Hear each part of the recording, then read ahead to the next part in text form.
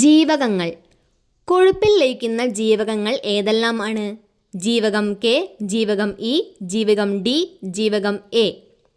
ഇത് ഓർത്തിരിക്കാൻ ഒരു കോഡുണ്ട്. കൊഴുപ്പ് നമ്മുടെ ശരീരത്തിന് കേടാ അല്ലേ? കൊഴുപ്പ് ശരീരത്തിന് കേടാ. ജീവകം കെ, ജീവകം ഇ, ജീവകം ഡി, ജീവകം എ. ഓക്കെ. ജലത്തിൽ ലയിക്കുന്ന ജീവകങ്ങൾ ഏതെല്ലാമാണ്? ജീവകം ബി, ജീവകം സി. പാലിൽ സുലഭമായിട്ടുള്ള ജീവകമാണ് ജീവകം എ. ജീവകം എന്ന പദം നാമകരണം ചെയ്തത് കാസിമർ ഫങ്ക്. കോഎൻസൈം എന്നറിയപ്പെടുന്ന ആഹാര ഘടകം ജീവകം. പ്രോവൈറ്റമിൻ എ എന്നറിയപ്പെടുന്ന വർണ്ണവസ്തു ബീറ്റ കരോട്ടിൻ. തവിടിൽ ധാരാളമായി അടങ്ങിയിരിക്കുന്ന ജീവകമാണ് ജീവകം B1. പാലിന് നേരിയ മഞ്ഞനിറം നൽകുന്ന ഘടകമാണ് റൈബോഫ്ലാവിൻ.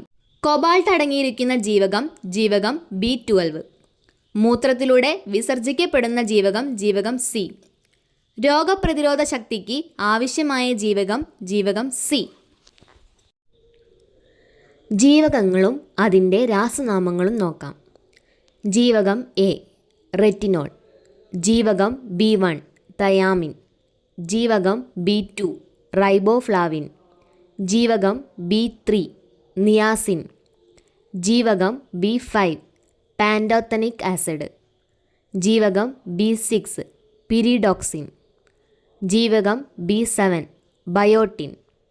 ജീവകം B9 ഫോളിക് ആസിഡ്. ജീവകം B12 സയനോകൊബാലമിൻ.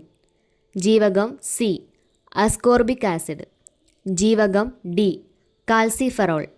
ജീവകം ഇ ടോക്കോഫെറോൾ. ജീവകം കെ ഫൈലോക്കിനോൺ അല്ലെങ്കിൽ ഫൈറ്റോനാഡിയോൺ. ജീവകങ്ങളും അവയുടെ രാസനാമങ്ങളും ഓർത്തിരിക്കാൻ ഒരു സൂപ്പർ കോഡ് നമുക്ക് നോക്കിയാലോ? ഇത് ഓർത്തിരിക്കാൻ പല കോഡുകൾ ഞാൻ കണ്ടിട്ടുണ്ട്. പക്ഷേ അതിൽ ഏറ്റവും യൂസ്ഫുള്ളായിട്ട് എനിക്ക് തോന്നിയ കോഡാണ് ഞാൻ പറയാൻ പോണത്. കോഡ് ഇങ്ങനെ: റെത്തറൈനി പാബിബഫോസെ അക്കാഡോഫി. ഒന്നുകൂടെ പറയാം: റെത്തറൈനി പാബിബഫോസെ അക്കാഡോഫി. ഇതൊരു 3-4 വട്ടം നമ്മളിങ്ങനെ മനസ്സിൽ പറഞ്ഞുകൊണ്ടേയിരിക്കുക. ഇടയ്ക്കിടയ്ക്ക് നമ്മളിങ്ങനെ പറയുക. അപ്പോൾ നമുക്ക് ഓട്ടോമാറ്റിക്കായിട്ട് മൈൻഡിൽ സെറ്റായിക്കോളും. അപ്പോൾ കോഡ് എങ്ങനെയാണ്: റെത്തറൈനി പാബിബഫോസെ അക്കാഡോഫി. ജീവകം എ റെറ്റിനോൾ. അതാണ് റേനെ കൊണ്ട് ഉദ്ദേശിക്കുന്നത്. Thiamine. Riboflavin. Niacin. Pantothenic acid. Pyridoxine. Biotin. Folic acid 4. സൈനോകൊബാലമിൻ.